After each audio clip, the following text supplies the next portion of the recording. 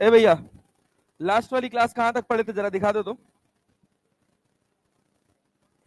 Polytropic process का नाम हो गया था, ग्राफ समझाए थे। हाँ बहुत बढ़िया। ये क्या करती हो, बाथरूम है, से साफ रहता है इससे। हाँ, कौन सर किए हैं?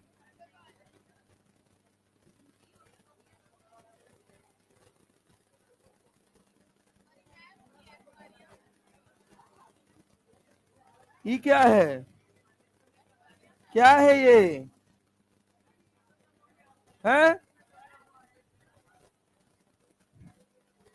अब पूछने क्या गई थी, क्यों नीचे गया है, क्यों ऊपर गया है? हाँ बता, तो गलत है ये, बोल क्या पूछी?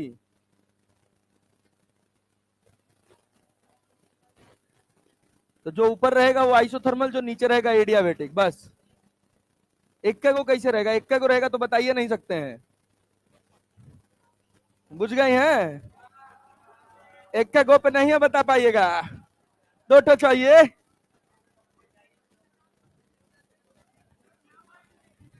हाँ भाई, क्या कह रहे हो?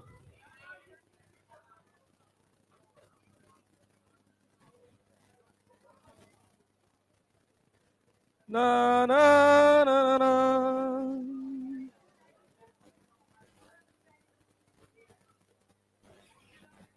ये बताओ, thermal 3 KTG final, KTG final, हाँ पहले खत्म करेंगे। ये बताओ,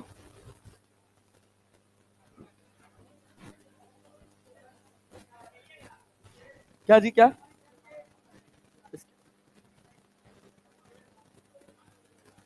भाई साहब, ये सवाल हो गया था। अरे ये क्वेश्चन हो गया था, क्वेश्चन नहीं हुआ था ना अभी। चलो सुनो, चलो भाई, पढ़ के आए हो केटीजी? नहीं, गले में लग रहा है यार, कुछ भी नमकीन नहीं। केटीजी पढ़ के आए हो? आ जाओ देखो।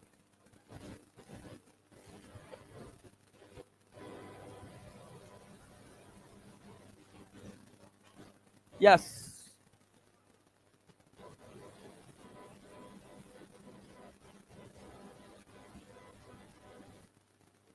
Kinetic theory of gases. ठीक है, एक मिनट आया मैं।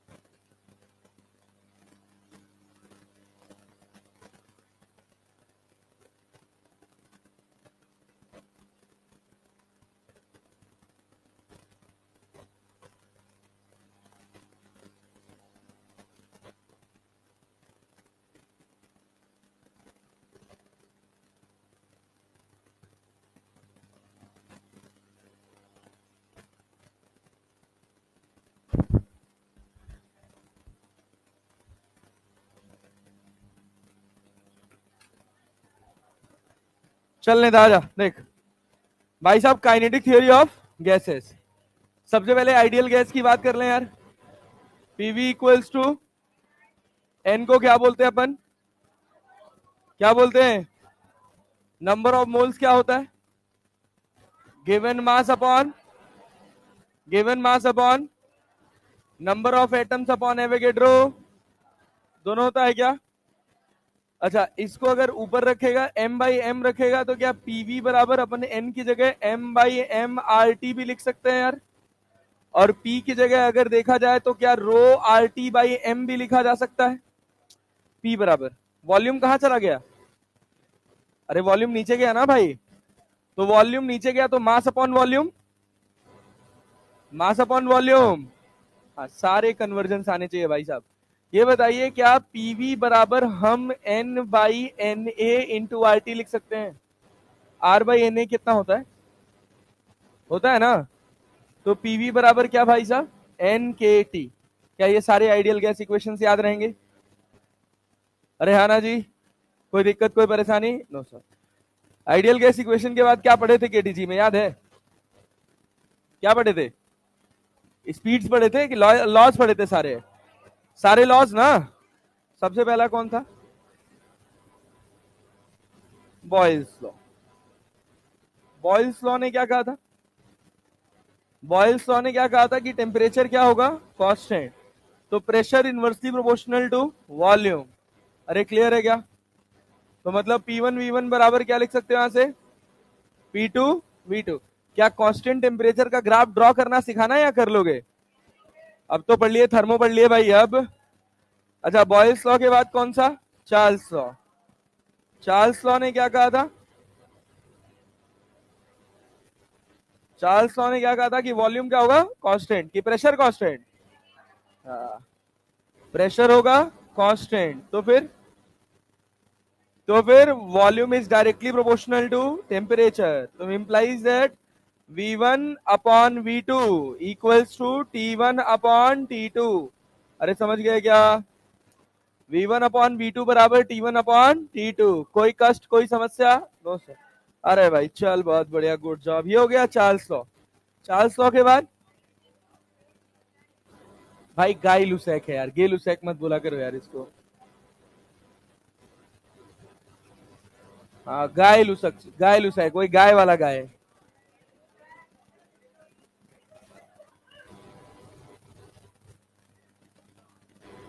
ए भाई, गाय लुसैक्स, इसमें कौन था? क्या कांस्टेंट? क्या है? वॉल्यूम कांस्टेंट ना।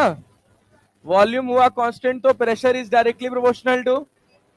तो P1 अपॉन P2 बराबर P1 अपॉन P2 बराबर T1 अपॉन T2। अरे कोई कष्ट है क्या?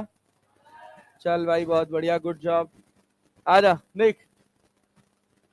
इसके बाद एवोगाड्रो। Avogadro, Avogadro's law. हाँ, गाद्रोज, गाद्रोज, एवोगाद्रोज। ए भाई सुन यार, अरे यार टाइम पास मत कर यार। इसमें क्या कांस्टेंट था? क्या था? Number of moles. तो मतलब P1 V1 अपॉन T1 बराबर क्या? P2 V2 upon T2। हाँ, T1 ही है, भावनाओं को समझो Sanjay. P1 V1 upon T1 बराबर P2 V2 अपॉन T2। अच्छा सोच, यही तो सारे लॉस थे। और एक था Dalton's law of partial pressure, जिसका कोई मतलब नहीं है। डाल्टन्स लॉ ऑफ, बहुत तगड़ा साइंटिस्ट था ये भी। जितना दिया था सब गलत दिया था। अरे भाई, यही तो बात है ना। अगर वो कहता ही नहीं कि एटम स्फेरिकल है तो कोई एटम पे रिसर्च ही ना करता। ठीक है ना? तो बेस रखा उसने एटम का। Dalton atomic theory. भाई नहीं, वो वाटरमेलन डाल्टन नहीं थे, जे थॉमसन थे वो।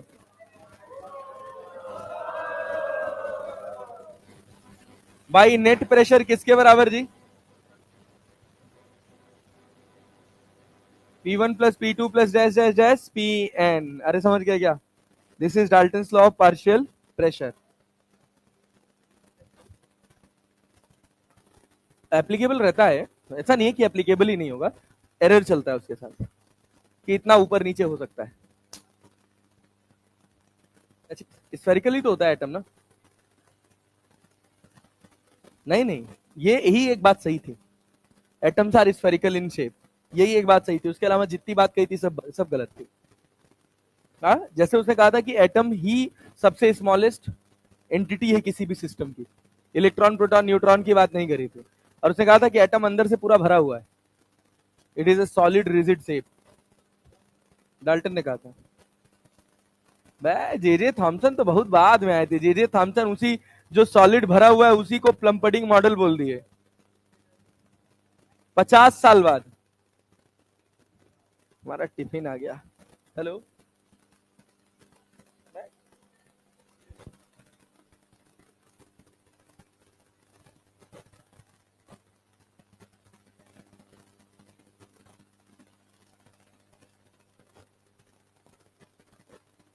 ए भैया, चलें आगे बढ़ा जाए? Yes sir. ये Dalton law of partial pressure. इसके बाद देखो हुआ क्या। अच्छा एक्चुअली आइडियल गैस इक्वेशंस के लिए, आइडियल गैस के लिए एक इक्वेशन है एवोगैड्रो की, पढ़े हो कि नहीं? अरे उसका वैंडरवाल इक्वेशन, वैंडरवाल इक्वेशन पढ़े हो ना? P plus A by V, ठीक है ना, वो एन ए होता है यार यहाँ पे, शायद N A by V square होता है या N A square by V square होता है into V minus N B बराबर आर टी होता है, ऐसी होती है इक्वेशन, एक्चुअल इक्वेशन कुछ ऐसी होती है। This is the equation for real gas, ठीक है ना? हाँ क्या क्या क्या, इस वाले में भी एन है, एन स्क्वायर बाई या N square A by V, V square होता है भाई। छोड़ो हम बताएं, सुनो सुनो, केमिस्ट्री वाला नहीं, अरे सुनो हमारा वाला सुनो, फिजिक्स वाला सुनो, P plus A by V square into V minus B by R T, V minus B by बराबर एन आर टी, ये है वंडरवॉल इक्वेशन, ठीक ना? और केमिस्ट्री बदलती रहती है, अलग अलग सिचुएशन में अलग अलग होती रहती है। हाँ यहाँ पर भी चलो कोई बात नहीं, अब वो जो भी है वो बात की बात है। हाँ हाँ तो हम भरोसा हमको। ये बताओ सुनो भाई साहब, अब इसके बाद बात आ जाती है वेरियस स्पीड्स, भाई भाई भाई भाई भाई भाई, अब इसके बाद आ जाती है वेरियस स्पीड्स, कौन कौन सी है? पहली कौन सी है? अरे रूट मीन स्क्वायर स्पीड है ना भाई, RMS speed, V R M S बराबर क्या होता है? वी आर एम एस बराबर क्या पढ़ा था अंडर रूट में? भाई पढ़ के नहीं आए हो, नोट्स तो खोल लो यार, नोट्स खोल लो, नोट्स खोल लो, पूरा बोर्ड भरे खट से। Under root of 3 p by rho under root of 3 RT by M equals to under root of 3 KT by small M. Small M क्या है? मास ऑफ ईच मॉलिक्यूल ना, ये एम क्या है? Molar mass. उसके बाद दूसरी कहानी आ जाती है, कौन सी स्पीड भाई? मोस्ट प्रोबेबल स्पीड, एमपीएस लिख देते हैं पूरा, एनपीएस नहीं रहेगा, most probable speed, most probable speed क्या भाई? वी एम पी, क्या 3 की जगह 2 हो जाएगा? 2p बाई रो, अरे बोलते जाओ भाई, क्या है कितना? 2 RT बाई एम बराबर कितना भैया? By by by 2 KT by small M. अरे हो गया क्या? तीसरा एवरेज स्पीड, एवरेज स्पीड में क्या होगा? वी एवरेज बराबर 8 by pi P by rho 8 RT by pi M equals to 8 KT by pi small M. अरे समझ आया क्या? स्वाहा। अबे समझ आया क्या? ये हो गया एवरेज स्पीड, क्या हो गया भाई साहब? Average speed. अच्छा ये बताओ इसमें सबसे ज्यादा स्पीड कौन सी है? क्या आरएमएस का मैग्नीट्यूड सबसे ज्यादा है? क्या वीएमपी का उससे कम है? सबसे कम किसका है? वी एवरेज ना? हाँ समझ गए दादा, तो वी आरएमएस के बाद वी एवरेज ना, वी क्या? एमपी, ठीक है, ऐसे आंख खोल के बैठे रहना, ठीक है, बैठे रहोगे ना? yes. ये बताओ इसके बाद हम यहीं डायरेक्टली पहले बात कर लेते हैं मैक्सवेल डिस्ट्रीब्यूशन कर्व, पढ़ लिया जाए? हाँ, Maxwell's distribution curve, Maxwell's distribution curve, Maxwell's distribution curve में क्या कहा गया कि अपने पास यहां पर है dn बाई डी, अरे है ना जी, और यहाँ पे क्या है? dv। तो जो ग्राफ ड्रॉ किया गया, क्या अपने को कुछ ऐसा ग्राफ मिला? अरे मिला कि नहीं मिला? पहला कंक्लूजन क्या था? सबसे पहला कंक्लूजन, कोई ऐसा मॉलिक्यूल ही नहीं है जिसकी, कोई ऐसा मॉलिक्यूल ही नहीं है जिसकी रफ्तार क्या हो? जीरो। ऐसा कोई मॉलिक्यूल ही नहीं है जिसकी रफ्तार क्या हो? जीरो। अरे क्लियर है क्या? और अगर हम यहां पर एरिया देखते हैं ऐसे, एरिया देखते हैं तो ये एरिया से अपने को क्या मिलता है भाई? इस एरिया से क्या मिलता है? नंबर ऑफ मोल्स की नंबर ऑफ मॉलिक्यूल्स? तो एरिया अगर तुम देखोगे तो एरिया बराबर क्या लिखोगे? dn by dv into dv। इससे ये कट जाता है तो dn का इंटीग्रेशन होता है, क्या होता है? n। तो एरिया से n मिलता है और n को क्या बोलते हैं भाई? Number of molecules. अरे बोलते हैं ना यार, यस। चल नेता ये बता, अब यहाँ पे ध्यान दो, हम कह रहे हैं यहाँ पर VMP होता है क्या? उसके बाद क्या V एवरेज होता है भाई? उसके बाद क्या होता है? VRMS। क्या होता है भाई? VRMS। एक हो गया अपने पास VMP, एक हो गया V एवरेज, और एक क्या हो गया? VRMS। चलो भाई देखो, अरे क्लियर है? ऐसे जब हमने एरिया ड्रॉ किया तो हमें क्या देखने को मिला कि सबसे ज्यादा मॉलिक्यूल्स किसमें आ रहे हैं, उसके बाद V एवरेज, उसके बाद, अरे क्लियर है क्या? तो हमने कहा number of molecules of most probable speed will be greater than number of molecules of average speed will be greater than number of molecules of RMS speed. अरे क्या उल्टा हो जाता है स्पीड के कंपैरिजन में? यही तो बात कही थी उसने। अच्छा, दूसरी बात, इसी ग्राफ में एक और ऑब्जर्वेशन बताई गई थी। एक और ऑब्जर्वेशन क्या थी कि ये आपके पास है dn बाई dv, ये आपके पास है v, और आपने खींची थी एक ऐसे कर्व लाइन। इस कर्व लाइन में एक बात आपने इंडिकेट की थी, left hand side and right hand side, किया था ना? ये वाला पॉइंट क्या था? VMP था ना? ये लेफ्ट हैंड साइड, ये क्या है? Right hand side. कहा नंबर ऑफ मॉलिक्यूल्स ज्यादा है? लेफ्ट हैंड साइड पे कि राइट हैंड साइड पे? Number of molecules at left hand side is less than number of molecules at right hand side. अरे क्लियर है क्या? क्लियर है क्या? अच्छा, कोई ऐसा मॉलिक्यूल नहीं है जिसकी रफ्तार कितनी है? 0। कोई ऐसा मॉलिक्यूल नहीं है जिसकी रफ्तार कितनी है? 0। और दूसरी बात क्या? लेफ्ट हैंड साइड के मॉलिक्यूल्स कम है और राइट हैंड साइड के मॉलिक्यूल्स ज्यादा है। तो इससे ज्ञान हमको ये मिलता है कि अगर हम टेम्परेचर बढ़ाएंगे तो क्या लेफ्ट हैंड साइड के मॉलिक्यूल और घट जाएंगे? घटेंगे ना? ये तो वो मॉलिक्यूल्स है जिनकी रफ्तार किससे कम है? VMP से कम है। अरे है ना? और जब टेम्परेचर दोगे तो क्या डिग्री ऑफ रैंडमनेस बढ़ेगा? क्या इनकी रफ्तार बढ़ेगी? क्या लेफ्ट साइड के मॉलिक्यूल्स और कम हो जाएंगे? तो जब टेम्परेचर बढ़ा देते हैं तो number of molecules at left hand side और घट जाते हैं।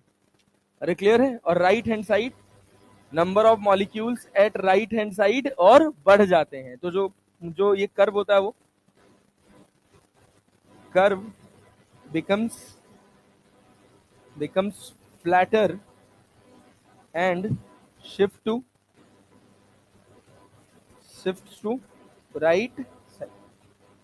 राइट साइड की तरफ शिफ्ट कर जाएगा।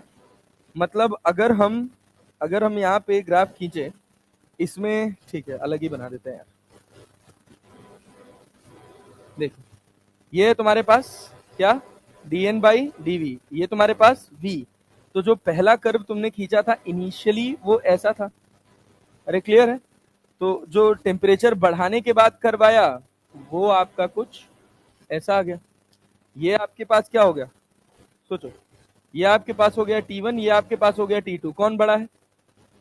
कौन बड़ा है? T2। कर्व आगे चला गया ना भाई, तो T2 will be greater than T1। क्या यहां तक कहानी क्लियर? अरे है भाई, तो सांप सूंघ जाता है भाई तुम लोगों को। चल भाई और देख। ओहो, हाँ भाई, next one, pressure on the side walls of the container.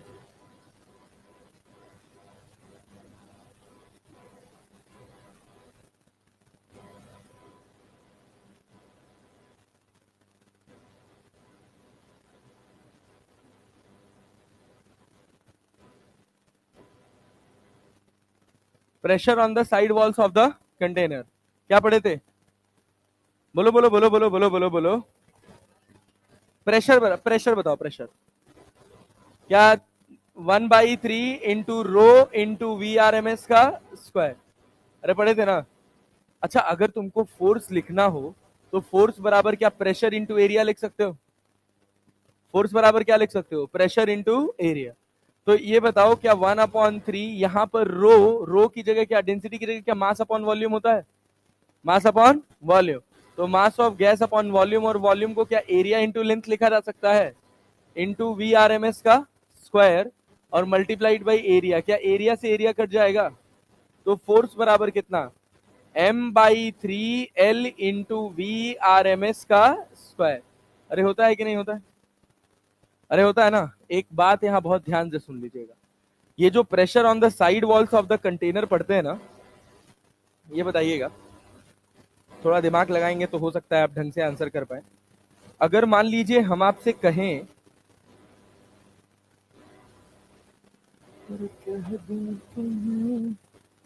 चलो भाई, यहां से मॉलिक्यूल टकराया, टकराने के बाद पलटी मारा, पलटी मार के इधर गया और फिर यहां से टकरा के वापस आया। अरे आया कि नहीं आया? पहले वाले से टकराने के जस्ट बाद और दूसरे वाले के टकराने से जस्ट पहले के बीच में टोटल मोमेंटम चेंज कितना हुआ? mvx की 2 mvx, mvx की 2 mvx। अब पता है क्या कहेगा? कह देगा ये वाली जो वॉल है ना, ये कहेगा कि ये परफेक्टली इन इलास्टिक है।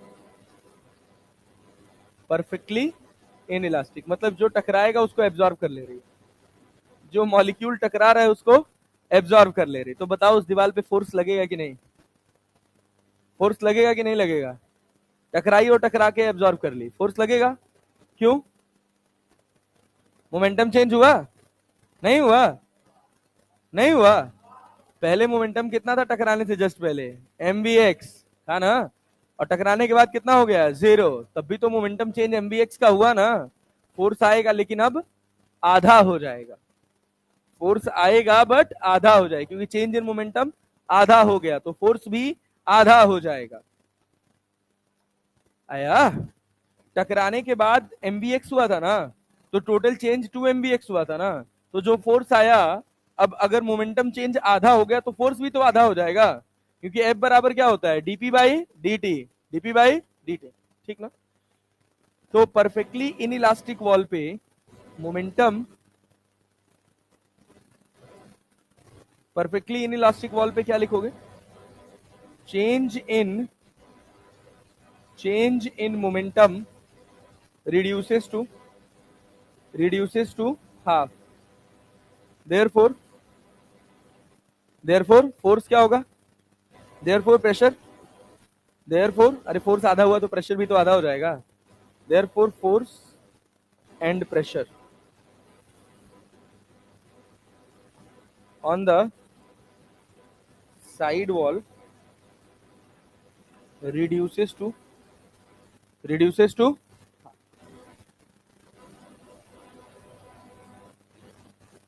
अरे क्लैरिटी है भाई साहब? कोई दिक्कत, कोई परेशानी नहीं? चले आगे बढ़े। अरे आगे बढ़ा जाए। ये बताओ, सुनो नेता, ध्यान दो। अब यहां पर बात करते हैं, क्या जो भी एनर्जी है मॉलिक्यूल्स की वो सब काइनेटिक एनर्जी के फॉर्म में? अरे है कि नहीं है? किसी भी गैस की एनर्जी किस फॉर्म में है? Kinetic energy. क्योंकि आइडियल गैस जानते हैं, आइडियल गैस का बेसिक एजम्पशन जानते हैं। पहला ही एजम्पशन है कि उनके बीच में कोई इंटरमॉलिक्यूलर अट्रैक्शन नहीं होना चाहिए। अरे क्लियर है ना जी? कोई भी इंटरमॉलिक्यूलर अट्रैक्शन नहीं होना चाहिए। पहली कंडीशन पूरी हो गई। अरे हो गई भाई साहब। दूसरी कंडीशन क्या? जितने भी कोलिजन हैं वो सारे के सारे कैसे होने चाहिए? इलास्टिक। अरे क्लियर है क्या? पक्का भाई साहब? सारी की सारी एनर्जी किस फॉर्म में होगी? Kinetic energy. अरे क्लियर है क्या?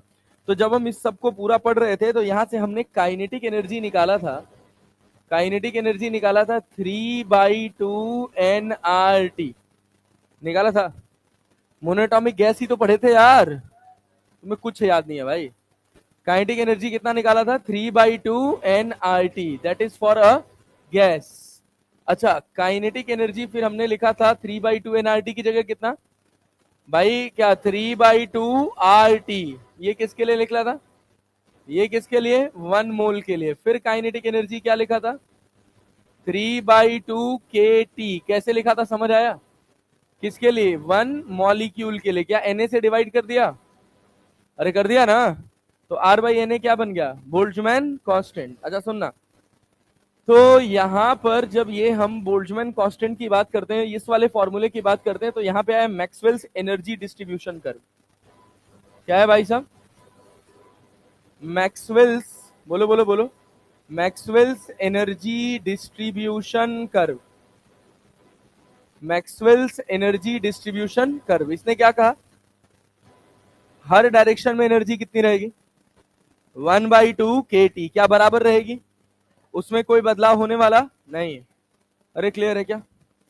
तो मैक्सवेल्स एनर्जी डिस्ट्रीब्यूशन कर्व में ये आ गया, एनर्जी इक्वी, उल्टा लिख दिया, एनर्जी डिस्ट्रीब्यूशन तो पढ़ चुके हैं, मैक्सवेल्स लॉ ऑफ, हाँ वही तो यार, बोलते भी नहीं हो यार तुम लोग यार, मैक्सवेल्स लॉ ऑफ क्या भाई साहब, equi partition of energy, Maxwell's law of equi partition of energy, इसमें क्या कहा, इसमें क्या कहा कि काइनेटिक एनर्जी इन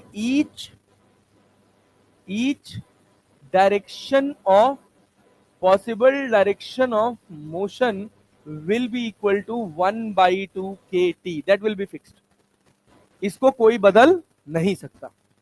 अरे क्लियर है? तो मॉलिक्यूल्स का बिहेवियर बदला तो एनर्जी, टोटल एनर्जी बदल गई, लेकिन हर डायरेक्शन में एनर्जी पे कोई फर्क नहीं पड़ा। तो अब मान लो हम कह रहे हैं मोनो एटॉमिक, तो एनर्जी कितनी हो गई, 3/2 kT, diatomic 5/2 kT, triatomic में देखेंगे लीनियर है कि, लीनियर है कि, तो भाई यहां से एक जनरल फॉर्मूला बनाया गया, क्या बनाया गया, kinetic energy will be equal to F/2nRT, किसके लिए, गैस के लिए। अच्छा फिर क्या, काइनेटिक एनर्जी बराबर कितना, F/2RT, किसके लिए, 1 मोल गैस के लिए, और काइनेटिक एनर्जी बराबर कितना, कितना, F/2kT, किसके लिए, 1 मॉलिक्यूल के लिए। क्या हर डायरेक्शन में 1/2 kT 1/2 kT 1/2 kT जाएगा। और यहां से इजाद हुआ एक शब्द का जिसका नाम है डिग्री ऑफ फ्रीडम।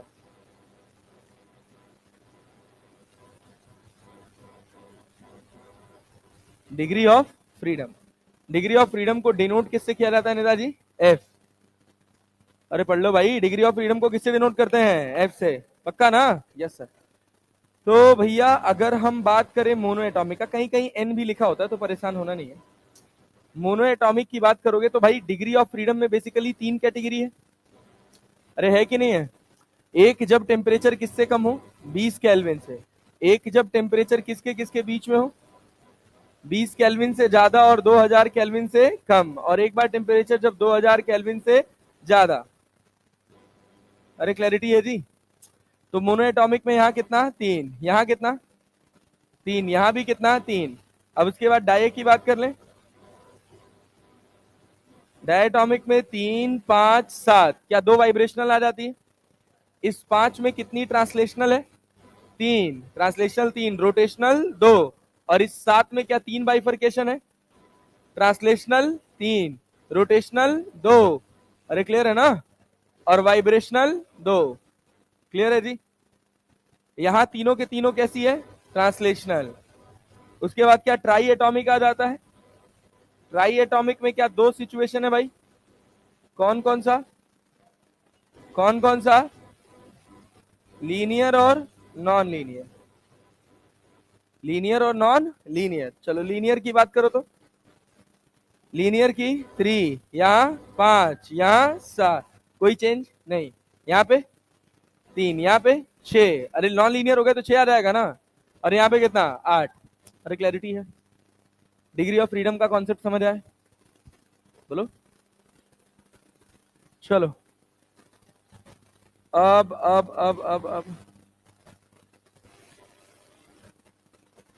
वो तो गया kinetic energy of gas molecule, और क्या। अब इसके बाद अगला हिस्सा है मीन फ्री पाथ। नाम सुने थे ना, मीन फ्री पाथ पढ़े थे।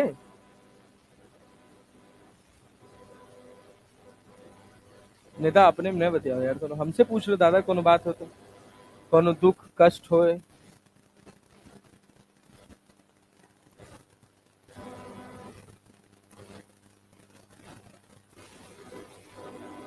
है साज तू तेरा तर्ज में, तू है दवा और मर्ज में दिलदार तू।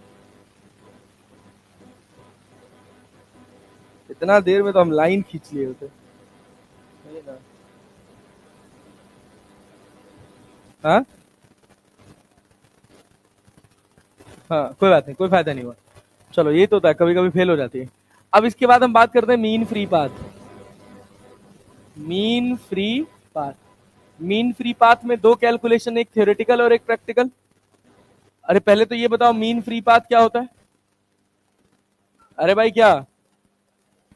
Distance travelled by, distance travelled by, distance travelled by molecule, कितने collision during, during n collisions,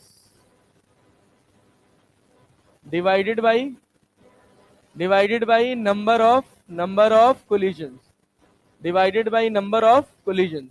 और फ्री पाथ और मीन फ्री पाथ के बीच का डिफरेंस समझते हो? फ्री पाथ क्या है?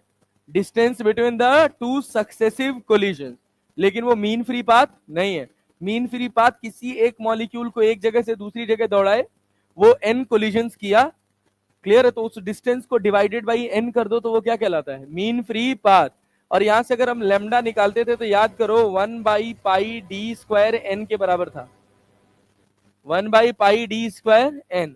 और जब इसको प्रैक्टिकली कैलकुलेट किए थे तो नीचे क्या आ गया था? √2πd²n। कोई दिक्कत है जी? n क्या है? Number of moles. n क्या है? Number of molecules, number of molecules per unit volume. अरे क्लियर है जी? lambda practical that is equal to 1/√2πd²n where n is number of molecules per unit volume। अरे clarity है नेता? चल आ जाओ, बहुत बढ़िया, गुड जॉब। ये हमारे पास हो गया मीन फ्री पाथ। इसमें हमने एक दो बातें पढ़ी थी कि हम क्या जानते हैं, पीवी इक्वल्स टू एनआरटी जानते हैं, एक फॉर्मूला पढ़े थे एनकेटी, और एन बाई वी, देखना कैपिटल एन बाई वी के टी को, एन बाई वी को क्या लिख सकते हो? स्मॉल एन लिख सकते हो ना, number of molecules per unit volume. तो स्मॉल एन की जगह क्या लिखेंगे?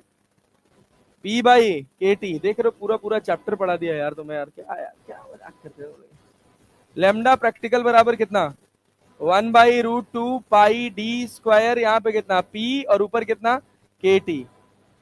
अरे चला जाएगा। अब सारे रिलेशंस यहां से ढूंढो, यहां से सारे रिलेशंस ढूंढो। अगर तुम क्या करो, टेम्परेचर को कर दो कांस्टेंट, टेम्परेचर को क्या कर दो? कांस्टेंट। बढ़ा दो प्रेशर, लेमडा बढ़ेगा कि घटेगा?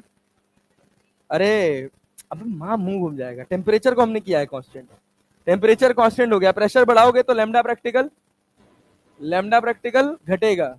अगर तुमने किया प्रेशर को कांस्टेंट और तुमने बढ़ाया टेम्परेचर तो क्या होगा? लेमडा प्रैक्टिकल बढ़ेगा। तुमने किया वॉल्यूम को कांस्टेंट, किसको कांस्टेंट भाई साहब? वॉल्यूम को, और तुमने बढ़ाया टेम्परेचर, लेमडा प्रैक्टिकल पे कोई फर्क नहीं पड़ेगा। क्यों? क्योंकि टेम्परेचर बढ़ाओगे तो क्या बढ़ जाएगा? प्रेशर। रेशियो पे कोई फर्क पड़ने वाला नहीं है। अच्छा दूसरी बात क्या, ये बताओ, अगर हम कहें कि lambda is directly proportional to M, बोलो बात सही है कि नहीं? अरे है ना? एम क्या है? Mass of the molecule, mass of the molecule. तो एम है मास ऑफ मॉलिक्यूल। इस बात की बहुत क्लैरिटी रहनी चाहिए, फिर जाके वहां मास ऑफ गैस ढूंढ रहे हो ना तो फंस जाओगे। मास ऑफ मॉलिक्यूल बढ़ा रहे हो मतलब मॉलिक्यूल का साइज बढ़ रहा है कि घट रहा है? साइज जो है वो बढ़ रहा है। अरे बढ़ रहा है ना? अबे मॉलिक्यूल का डेंसिटी थोड़ी चेंज कर दोगे यार। सर एक आयरन का मॉलिक्यूल है और एक दूसरा आयरन का मॉलिक्यूल है, एक सर छोटा है एक बड़ा है, ऐसा पॉसिबल है? पॉसिबल है नहीं ना? हाँ, तो मास ऑफ मॉलिक्यूल बढ़ाओगे तो साइज बढ़ेगा, तो नंबर डेंसिटी, अरे नंबर डेंसिटी घटेगी ना। पहले एक डिब्बे में 100 बॉल आ रही थी, अब बॉल बड़ी हो गई तो 100 आएंगी, उससे कम, उससे कम, तो नंबर डेंसिटी घट गई। नंबर डेंसिटी घट गई तो लेमडा बढ़ गया। अरे समझे कि नहीं?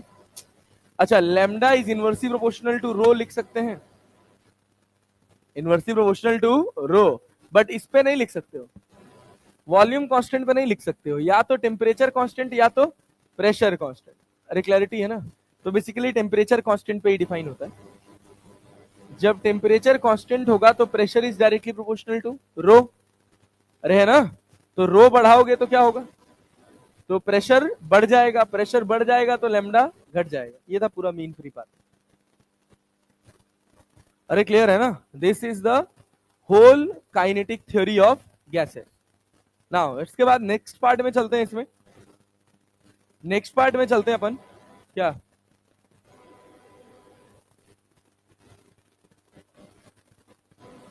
अरे ठीक है।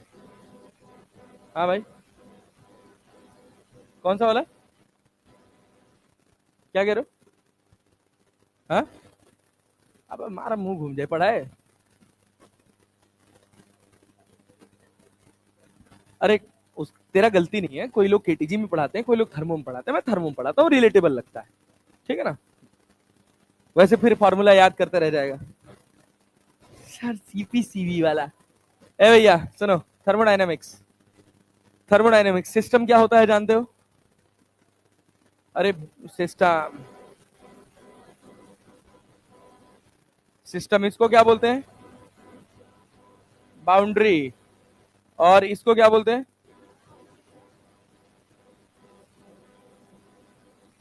सिस्टम, बाउंड्री और सराउंडिंग। सिस्टम, बाउंड्री और सराउंडिंग। सिस्टम में टोटल कितने? तीन। कौन कौन से? ओपन, क्लोज्ड और आइसोलेटेड। ओपन, क्लोज्ड और आइसोलेटेड। बाउंड्री में, बाउंड्री में दो बाउंड्री है, कौन कौन सी? बाई कंडक्टिंग और नॉन कंडक्टिंग। किसमें हीट एक्सचेंज होगा? कंडक्टिंग में हीट एक्सचेंज होगा, नॉन कंडक्टिंग में कोई हीट एक्सचेंज। अरे क्लियर है क्या? इसके बाद जीरोथ लॉ ऑफ थर्मोडायनेमिक्स बताना है क्या? है? नहीं आता है? आता है ना? क्यों जगह घेरेंगे यार बिना मतलब? सर बता दो, भूल जाते हैं। ये ए है, ये क्या है? बी है, और ये क्या है? सी है। ए बी के साथ थर्मल इक्विलिब्रियम, बी सी के साथ थर्मल इक्विलिब्रियम, तो क्या होगा? सी ए के साथ थर्मल इक्विलिब्रियम। अरे क्लियर है ना? अपने आप हो जाएगा ना? इसी को बोलते हैं क्या? Zeroth law of, zeroth law of thermodynamics है। कौन सा? क्या दिए थे? Equals to Amitabh Bachchan. अच्छा, रेखा जी का। लेकिन वो कहाँ बराबर हुआ? कहाँ हुआ है? अच्छा, सर के हिसाब से। हमने हमने तुमको चाहा, तुमने उसको चाहा, उसने फिर किसी और को चाहा। साइकिल कंप्लीट होनी चाहिए ना? साइकिल कहाँ कंप्लीट हुई? कल ऐसे कल ऐसे ही हम एक वेब सीरीज देख रहे थे, ये काली काली आंखें। सीजन 2 आया था उसका नेटफ्लिक्स पे। तो सीजन 1 देखे थे तो बहुत अच्छा लगा था, सीजन 2 भी बहुत अच्छा था। लास्ट में आके इतना रच दिए, हमको लगा कुछ बढ़िया सस्पेंस थ्रिलर है, लास्ट के 5 मिनट में लव स्टोरी बना दिए उसको। तो मैं, सुनो भाई, सुनो ए, भाई भाई भाई, अब इसके बाद देखो, अब इसके बाद नेता नेता नेता नेता, अपने पास समय कम है। First law of thermodynamics. देख भाई, जब अपन बात करते हैं फर्स्ट लॉ ऑफ थर्मोडायनेमिक्स का, तो अपन क्या लिख सकते हैं? डी क्यू बराबर D U plus D W. अरे क्लैरिटी है जी? डी क्यू बराबर D U plus D W. अगले टेस्ट में जो जो कॉम्प्लीमेंट्री टेस्ट है ना, उसमें 180 में 180 ले आ दो, 180 में 180 ले आ दो, चलेंगे पुष्पा 2 देखने साथ में, पक्का 100% श्योर। यहां पे देखो भाई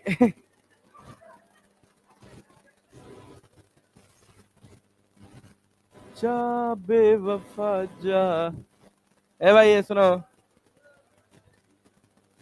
देखो मजनू बैठे हैं सब, ये हमारे हमारे पुरानी जनरेशन वाले गाना सुनते थे, तुम लोग भी सुने हो, वही सुनते हो। पत्थर का था दिल मेरा, नहीं वे शीशे का दिल, शीशे का था दिल मेरा, पत्थर का कैसे रहेगा वे? ए भाई ये सुन यार, सुन यार, सुन। भाई भाई भाई, ए नेता, ए सुनो, सुनो। हीट गिवन पॉजिटिव की नेगेटिव? अब बता दो फटाफट। Heat given positive, work done positive ना। यहां से हीट निकली है तो, और सिस्टम पे काम हुआ है तो नेगेटिव ना। इसको डीडब्ल्यू को क्या बाई द सिस्टम बोलते हैं कि ऑन द सिस्टम बोलते हैं? ये क्या है? ये एब्जॉर्ब की रिलीज्ड, और ये गुड जॉब। किसका प्लेलिस्ट ले ले? हाँ, ट्रक वाले से। तो जैसे जब हम कॉलेज में पढ़ते थे तो हमारे कॉलेज से थोड़ी दूर पे ऑटो स्टैंड था, मतलब ऑटो से जाना पड़ता था। हम लोग 3-4 किलोमीटर पहले रहते थे, उससे पूछ लेते थे तुम्हारे में गाना है कि नहीं, डीजे लगाए हो, म्यूजिक सिस्टम लगाए तभी बैठेंगे, नहीं नहीं बैठेंगे, बैठते नहीं थे। 4 किलोमीटर था तो कई बार पैदल चले जाते थे बतियाते बतियाते, लेकिन गाने वाला मिल जाता था, मजा आ जाता था एकदम। और गाना कौन सा बजता था? हा? तेरी बेवफाई को बुला ना सकेंगे, चाहेंगे भी तो कभी मुस्कुरा ना सकेंगे। देखो देखो देखो, तुझको तो मिल गया यार अपना, मिलेगा ही ना, ऐसे निठल्ले रहोगे तो। ए भाई, ये सुना हो दादा, ये बताओ, फर्स्ट लॉ ऑफ थर्मोडायनेमिक्स में क्या 3 बातें इंपॉर्टेंट है? पहला, कितना काम हुआ। दूसरा, इंटरनल एनर्जी में कितना चेंज हुआ। और तीसरा क्या? D Q. तो इसमें सबसे अलग सी बात किसकी है? इसको इसको ऐसा है कि इसको कोई फर्क ही नहीं पड़ता क्या हो रहा है। इंटरनल एनर्जी को बस इस बात से मतलब है कि हमारा टेम्परेचर चेंज हुआ है कि नहीं हुआ। क्या सारी की सारी एनर्जी, क्या सारी की सारी energy in the form of kinetic energy है? और गैस की काइनेटिक एनर्जी का फॉर्मूला F/2 nRT है। F/2 nRT। अच्छा, डेल्टा यू लिखोगे तो क्या लिखोगे नेता? F/2 nR delta T, nR delta T. तो ये डेल्टा यू को चाहे तो अपन ऐसे भी लिख सकते हैं, F/2 P2 V2 minus P1 V1। अरे लिख सकते हैं ना, ये इंटरनल एनर्जी के फॉर्म्स हो गए। अरे हो गए ना। इसके बाद गेम आता है किस पर भाई साहब? वर्क पर और हीट पर, वर्क पर और हीट पर। क्या इसके लिए अलग अलग प्रोसेस बनाए गए? सबसे पहला प्रोसेस कौन सा? आइसोबारिक। आइसोबारिक पढ़ने से पहले ये पढ़ लो। क्या ये जानते हो? सीपी जानते हो? सीवी जानते हो? सिंपल तुम सी जानो, अलग अलग प्रोसेस में अलग अलग हो जाएगा। क्यू बराबर एम एस डेल्टा टी होता था ना, तो यहाँ क्या हो जाएगा? N C delta T. क्या अलग अलग प्रोसेस के लिए सी अलग अलग होगा?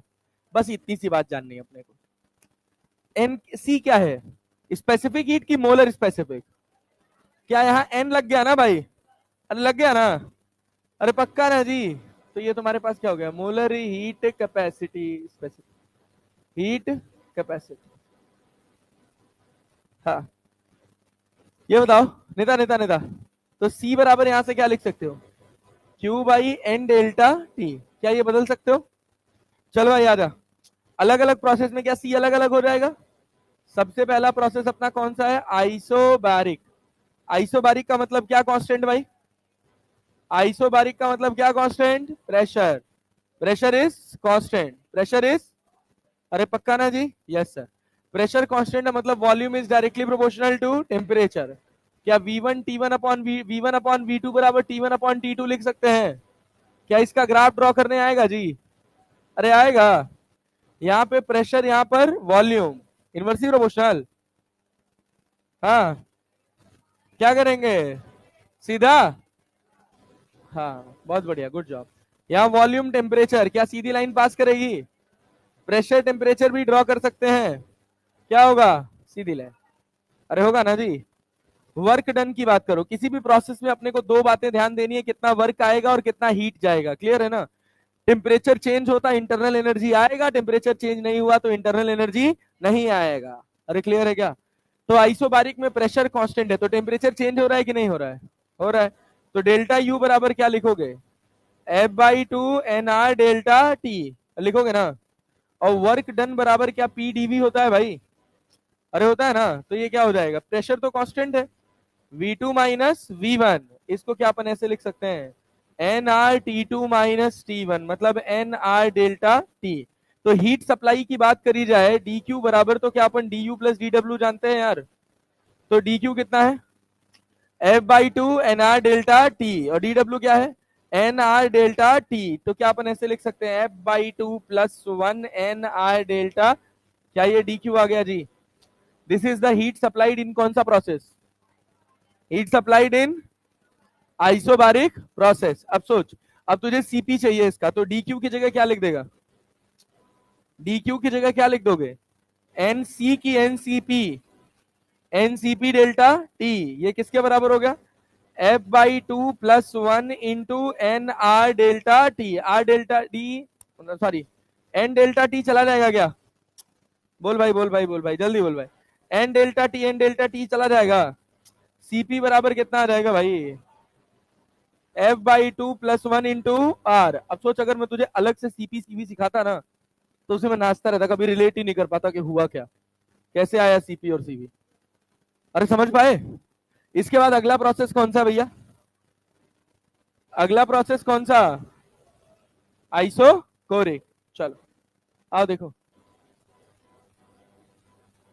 आइसोकोरिक प्रोसेस, आइसोकोरिक प्रोसेस में क्या कांस्टेंट है भाई साहब, इसका एक और नाम है क्या, आइसोमेट्रिक, आइसोमेट्रिक प्रोसेस।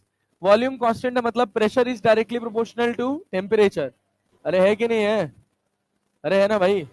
तो P1 अपॉन P2 बराबर कितना, T1 upon T2, P1 upon P2 बराबर कितना, T1 अपॉन T2। अरे समझ आ रहा है क्या, सीधे बैठो पहले, चलो सब सीधे हो जाओ, सीधे हो जाओ। अगर तूने प्रेशर वॉल्यूम डायग्राम ड्रॉ करना है, वॉल्यूम में कोई चेंज होने वाला नहीं है। अगर तूने प्रेशर टेम्परेचर डायग्राम ड्रॉ करना है, क्या सीधी लाइन जाएगी, कहां से पास करेगी, अरे करेगी ना भाई। इसके बाद अगर अपन बात कर लें किसका, वॉल्यूम टेम्परेचर का, तो क्या होगा, वॉल्यूम में कोई फर्क पड़ने वाला, अरे है, नो सर। अच्छा सर, बहुत बढ़िया, गुड जॉब। ये बताओ, अगर हम बात करें आइसोकोरिक प्रोसेस का, तो भाई वर्क डन कितना होगा, वर्क डन कितना होगा, 0। W बराबर कितना, 0। क्यों, क्योंकि वॉल्यूम में कोई चेंज नहीं हुआ, वॉल्यूम में कोई चेंज, इंटरनल एनर्जी में चेंज होगा क्या, इंटरनल एनर्जी में चेंज होगा। अरे अरे भाई जाएगी कहां एनर्जी अगर वर्क नहीं हुआ तो इंटरनल एनर्जी में डेल्टा यू बराबर कितना, F/2 nR डेल्टा टी। क्या जितनी हीट दी है सब इसी में चली गई। तो फर्स्ट लॉ ऑफ थर्मोडाइनमिक्स क्या कहता है, फर्स्ट लॉ ऑफ थर्मोडाइनमिक्स क्या कहता है, dq बराबर du प्लस dw, dq बराबर du प्लस dw, dw कितना है, 0। तो हीट गिवन क्या, F/2 nR डेल्टा टी हो जाएगा। और अब यहाँ पे अपने को चाहिए CV, क्या चाहिए, CV। तो अपन क्या लिख सकते हैं, dq की जगह क्या लिख सकते हैं, NCV डेल्टा टी बराबर F/2 nR delta T.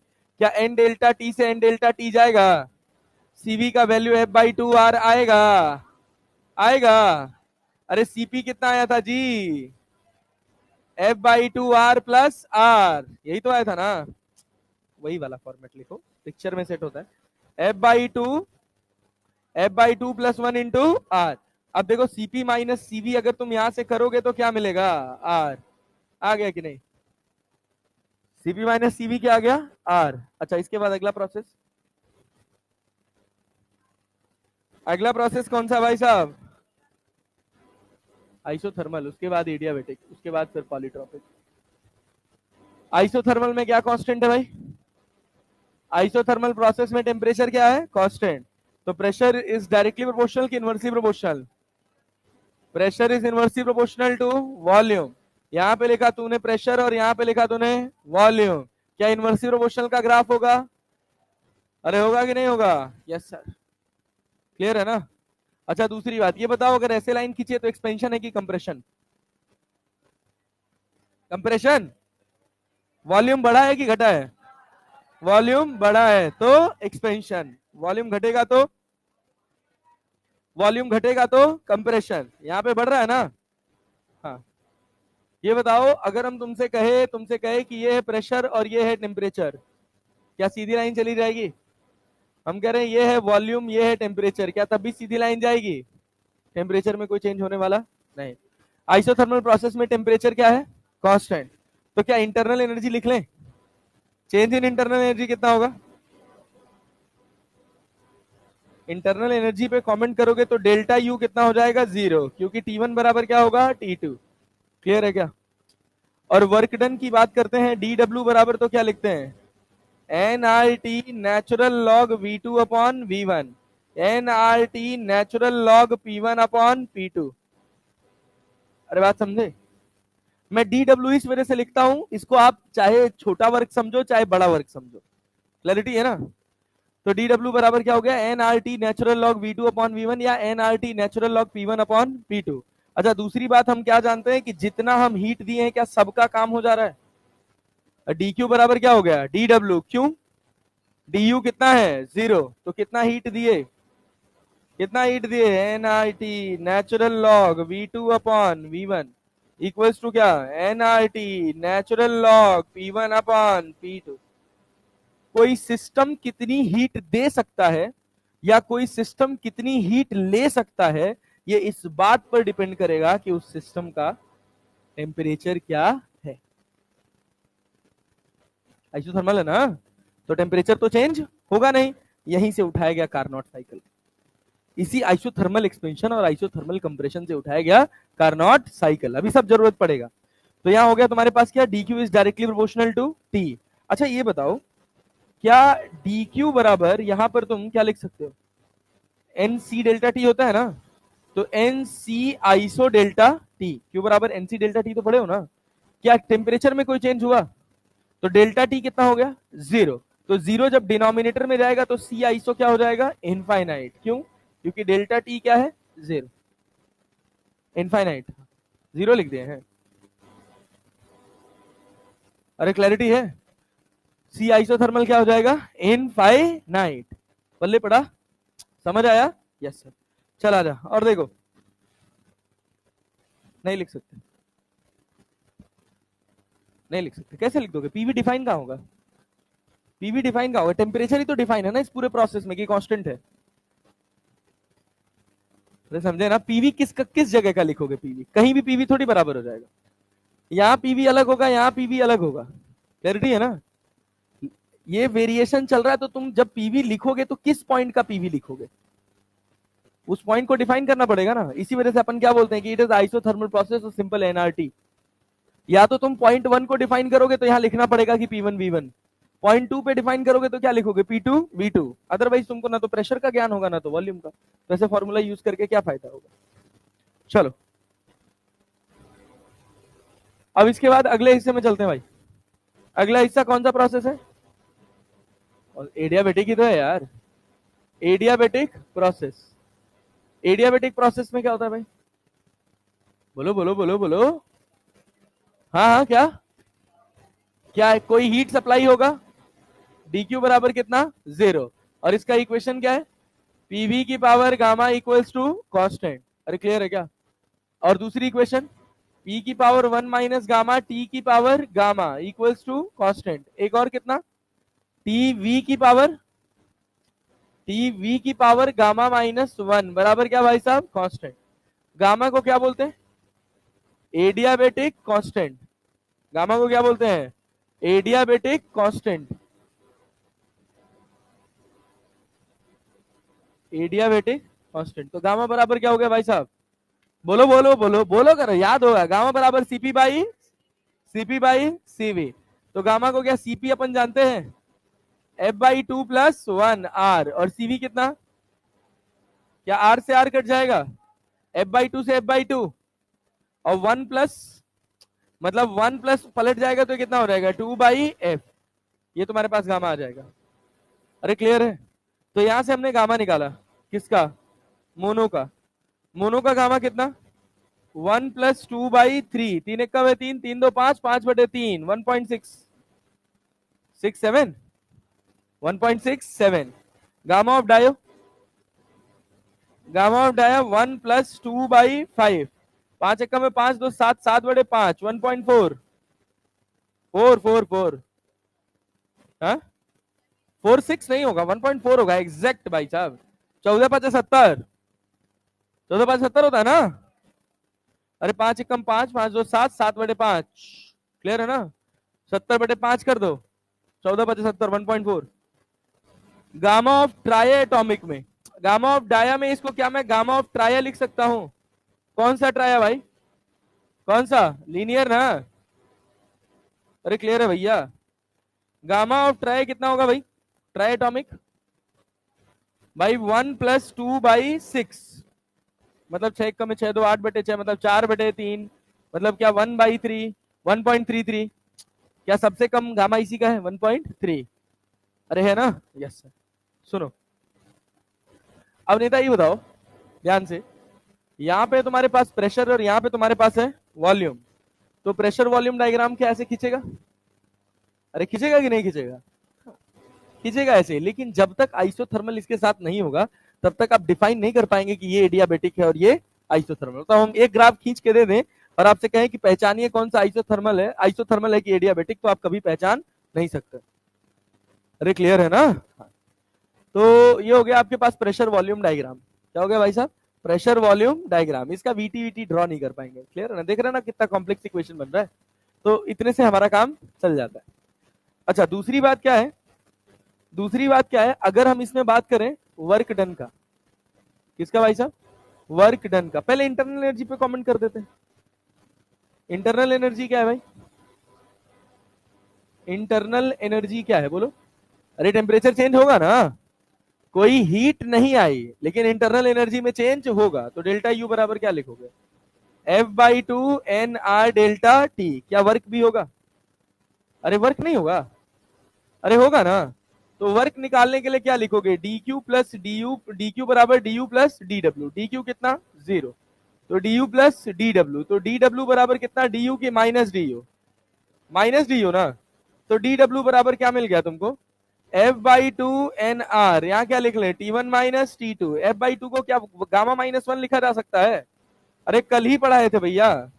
T1 minus T2 upon gamma -1, या चाहे तो इसको ऐसे भी लिख सकते हैं, P1 V1 minus P2 V2 upon gamma -1। क्या एडियाबेटिक का वर्क आ गया जी, अरे आया। हीट सप्लाइड कितना था, हीट सप्लाइड कितना था 0, अरे था ना। ये तुम्हारा पूरा एडियाबेटिक प्रोसेस। क्या एडियाबेटिक प्रोसेस, टाइम पास। अब इसके बाद, अब इसके बाद क्या भाई, अगर इसका तुम ये देखोगे dq बराबर क्या nc डेल्टा टी लिख सकते हो, और c क्या, c क्या एडियाबेटिक का ना भाई। dq कितना है एडियाबेटिक में 0, तो c एडियाबेटिक कितना होगा 0। स्पेसिफिक हीट कैपेसिटी या molar heat capacity at constant, sorry at in adiabatic process कितना होगा 0, कितना होगा 0। अरे क्लियर है ना। अच्छा अब एडियाबेटिक प्रोसेस के बाद अगला प्रोसेस कौन सा है नेता, अगला प्रोसेस कौन सा है, पॉलीट्रॉपिक प्रोसेस।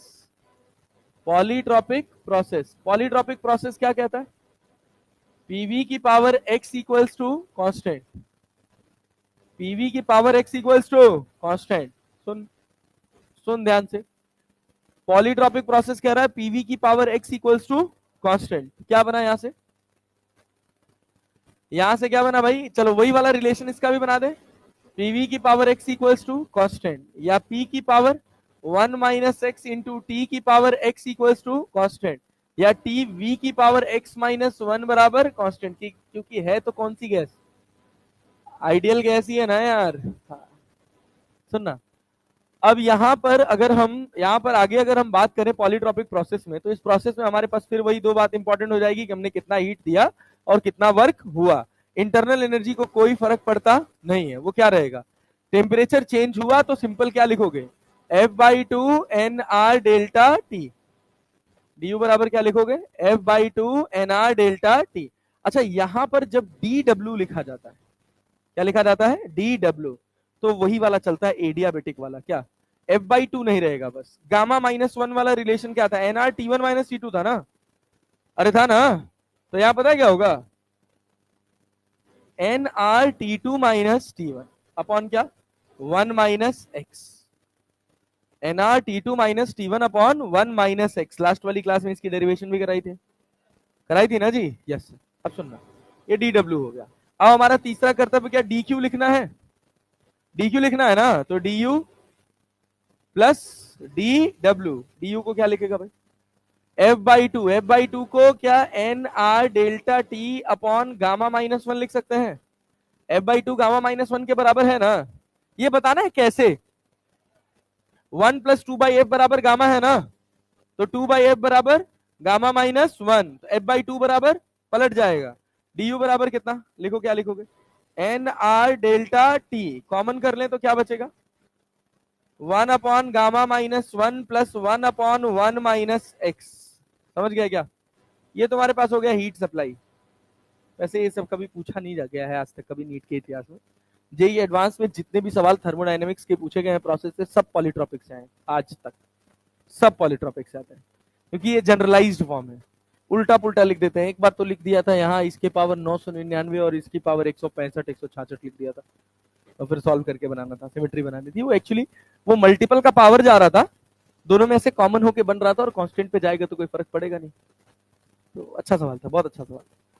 तो डी क्यू बराबर क्या हो गया, N R delta T one upon gamma minus one plus one upon one minus X. अच्छा यहाँ जनरल लिखोगे तो क्या एन सी डेल्टा टी लिखोगे, लिखोगे ना, N R delta T one upon gamma minus one plus one upon one minus X. क्या क्या कटेगा, एन डेल्टा टी से एन डेल्टा टी कटेगा, तो सी बराबर क्या निकल के आएगा बोलो, सी बराबर क्या निकल के आएगा भैया, सी अब सी बराबर, दिस इंप्लाइज दैट सी बराबर R upon gamma minus one plus R upon one minus X. क्या ये किसी भी जनरल प्रोसेस के लिए डिफाइन है, अरे है ना। सारा कंफ्यूजन हमको तीन प्रोसेसेस में देखने को मिलेगा, एडियाबेटिक, आइसोथर्मल और पॉलीट्रॉपिक। एडियाबेटिक, आइसोथर्मल और पॉलीट्रॉपिक, और एक को आप देख के बता नहीं पाएंगे कि आइसोथर्मल है कि एडियाबेटिक है कि पॉलीट्रॉपिक है, ठीक है ना दीदी, एक को देख के नहीं बता सकते हैं। हमारी बड़की दीदी बताई है कि एक को देख के बता सकते हैं, तो का गुजवा के आई हो इतना दुनिया भर का उल्टा पुल्टा। ठीक है, पढ़ो पढ़ो, थोड़ा सा बस ध्यान से। चलो यहाँ तक की कहानी क्लियर है, अरे यहाँ तक की कहानी क्लियर है भाई साहब, चले आगे बढ़े। यस, लेक्चर ध्यान से करो और सब शॉर्ट हो जाएगा, टाइम मत खराब करो। हाँ बताओ, यहाँ पर हाँ बिल्कुल लिख सकते हो इसको ना, R upon gamma minus one को ना, हाँ बिल्कुल, एफ बाई टू के ही तो बराबर है, एफ बाई टू आर के ही तो बराबर है, तो इसको ऐसे भी लिखा जाता है, सी बराबर क्या, सी बराबर क्या, C V plus R upon one minus X, ऐसे भी लिखा जाता है। मतलब थोड़ा सा रिलेटेबल कम लगता है। मान लो तुम्हारे पास गामा दिख रहा है, बार बार एक्स दे के आएगा, तो तुमको सीवी तो फिर बाद में यही लिखना पड़ेगा ना, R upon gamma minus one, बना निकालोगे कैसे। चलो अब देखो भाई साहब, चले आगे बढ़े यार, यहां तक कहानी क्लियर है। ये बताओ, यहां पर होगा तुम्हारे पास प्रेशर और यहां पर होगा तुम्हारे पास वॉल्यूम। सबसे इंपॉर्टेंट ग्राफ, पूरे पोर्शन का सबसे इंपॉर्टेंट ग्राफ, जो सारी क्लैरिटी देगा आपको। ये है आपके पास प्रेशर और ये है आपके पास वॉल्यूम। मान लीजिए हमने कहा कि उल्टा उल्टा करते, यहां लिखते हैं अपन प्रेशर और यहां लिखते हैं वॉल्यूम। ठीक, देखो अगर हम यहां से ऐसे सीधी लाइन खींच दिए, कैसा प्रोसेस, आइसोबारिक, आइसोबारिक, और ऐसे नीचे खींच दिए तो आइसोकोरिक, ये खींचे और ये खींचे तो कौन सा आइसोथर्मल, ऊपर वाला क्या होगा आइसोथर्मल और नीचे वाला क्या होगा एडियाबेटिक। अरे होगा ना, क्या अगर बस मेरे पास ऊपर वाला होता तो मैं कह पाता कि आइसोथर्मल है कि एडियाबेटिक, कहना संभव नहीं है। अच्छा दूसरी बात, अब यहां पर गेम होता है कि एक ग्राफ नीचे चला गया, एक ग्राफ कहीं मान लो बीच में चला गया, और एक ग्राफ तुम कहीं मान लो ऊपर चला गया। ये तीनों किसके हैं, तीनों किसके हैं, ये भी किसका है पॉलीट्रॉपिक, ये ब्लू वाला भी किसका है पॉलीट्रॉपिक, अरे क्लियर है जी, और ये ग्रीन वाला भी किसका है पॉलीट्रॉपिक। लेकिन सबका डिफरेंस पता है क्या तुम्हें, अरे पता है जी, आइसोथर्मल में पीवी बराबर क्या है, कांस्टेंट। पीवी बराबर तो आइसोथर्मल के ऊपर गया है तो यहां तो 1 हुआ है ना, तो पॉलीट्रॉपिक में है तो वही कि पीवी की पावर x बराबर कांस्टेंट, लेकिन यहाँ x जो है वो किससे छोटा है, 1 से।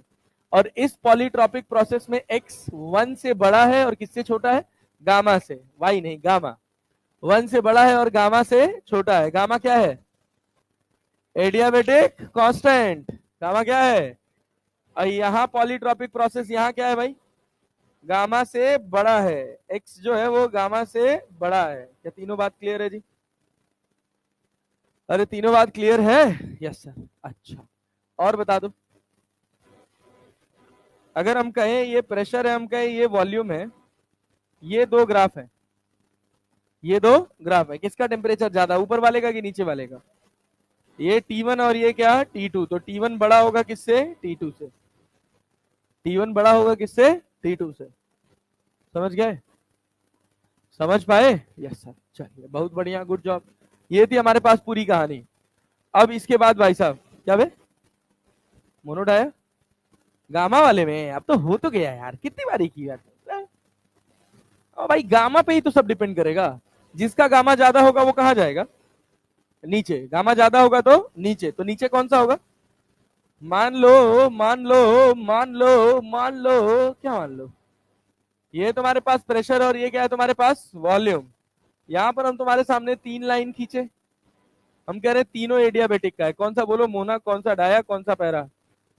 नीचे वाला कौन सा, मोनो, ऊपर वाला डाया, नीचे वाला ट्राया। या लीनियर की नॉन लीनियर, लीनियर का तो सेम ही रहता है ना यार, तो क्या ओवरलैप कर जाएगा, हाँ अलग आएगा ही नहीं। क्या चीज, नहीं ग्राफ ऐसे पलट जाएगा भाई, तो वॉल्यूम, हाँ नीचे नीचे पी लिख देते क्या, अरे ठीक कर लेना उसको यार, सॉरी ठीक कर लेना, मतलब वो फ्लो में हो गया था, उसको ठीक कर लेना। ऊपर प्रेशर होगा नीचे वॉल्यूम होगा भाई हमेशा। अब सुनो भाई, अब यहां के बाद साइक्लिक प्रोसेस याद है, अरे याद है cyclic process, pressure volume diagram याद है यार, साइक्लिक प्रोसेस का निकाले थे ना। अगर अगर ऐसे जा रहे हैं तो बताओ इसके अंदर जो कर्व आएगा, इसके अंदर जो वर्क आएगा, इसके अंदर जो एरिया आ रहा है, उस एरिया को पॉजिटिव लिखोगे कि नेगेटिव, पॉजिटिव की नेगेटिव। ये साइक्लिक नहीं है, अभी बस समझा रहे हैं बस। ये कैसा प्रोसेस है, पॉजिटिव है ना भाई। क्या हुआ, कंप्रेशन की एक्सपेंशन, एक्सपेंशन में वर्क कैसा होगा, एक्सपेंशन में वर्क पॉजिटिव। सोचो अगर ये प्रोसेस, यही प्रोसेस ऐसे उल्टा होता तो, यहां पे प्रेशर और यहां पर वॉल्यूम हम ऐसे आ रहे होते तो इसका एरिया पॉजिटिव लिखते कि नेगेटिव, इसका एरिया क्या लिखते हैं, नेगेटिव, मतलब इससे जो वर्क आता है वो क्या आता है, नेगेटिव। किसका एरिया ज्यादा, ऊपर वाले का कि नीचे वाले का, ऊपर वाले का ज्यादा है ना। अब अगर हम उठा के दोनों को जोड़ दें, देखो इस वाले प्रोसेस को और इस वाले प्रोसेस को दोनों को जोड़ दिए, तो टोटल वर्क डन में क्या ये वाला एरिया आएगा ना, तो नेट वर्क कैसा आएगा भाई, पॉजिटिव, क्योंकि ऊपर वाले का एरिया ज्यादा था, नीचे वाले का कम था। हमने देखा साइकिल कैसे चल रही, क्लॉक की एंटी, क्लॉक की एंटी क्लॉकवाइज, हाँ तो क्लॉकवाइज में वर्क कैसा, पॉजिटिव, क्लॉकवाइज में वर्क कैसा, पॉजिटिव। सेम एज, अब ऐसे डायरेक्टली कर दें, ये अपने पास प्रेशर है, ये अपने पास वॉल्यूम है, और अब तुम्हारी सिचुएशन कुछ ऐसी हो गई, अरे क्लियर है क्या, तो भाई इसके अंदर जो एरिया आएगा भाई, ये साइकिल कैसी है, एंटी क्लॉकवाइज, तो वर्क कैसा होगा, पॉजिटिव कि नेगेटिव, नहीं। क्या ये वर्क बता सकते हो कितना, पाई ये भी ना, ये अपने पास V1 है, ये अपने पास V2 है, ये अपने पास P1 है, ये अपने पास P2 है, और सवाल भी बनाए थे यार। तो पाई कितना, पाई ए भी ना, तो पाई बाई 4 हो गया V2 minus V1 into P2 minus P1। अरे क्लियर है नेता, बोल दो हाँ ना। इसके बाद हम लोग कन्वर्जन पढ़ाए थे, conversion is all about art.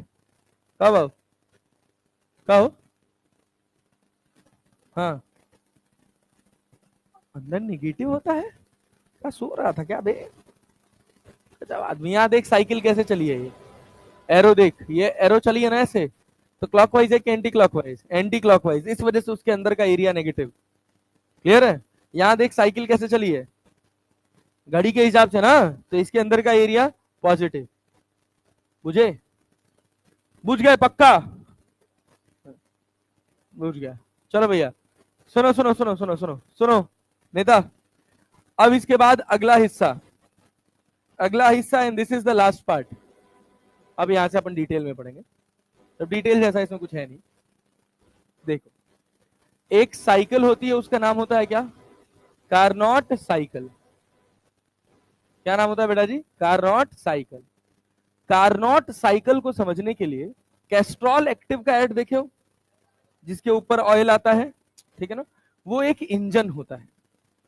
Carnot cycle एक ऐसी साइकिल थी जिसने कहा कि दो टेम्परेचर रेंज में, एक सोर्स है और एक क्या है, सिंक है, उस टेम्परेचर रेंज में आप मैक्सिमम कितनी एफिशिएंसी का कोई भी मैकेनिकल कार या कोई भी मैकेनिकल इंजन बना सकते हैं।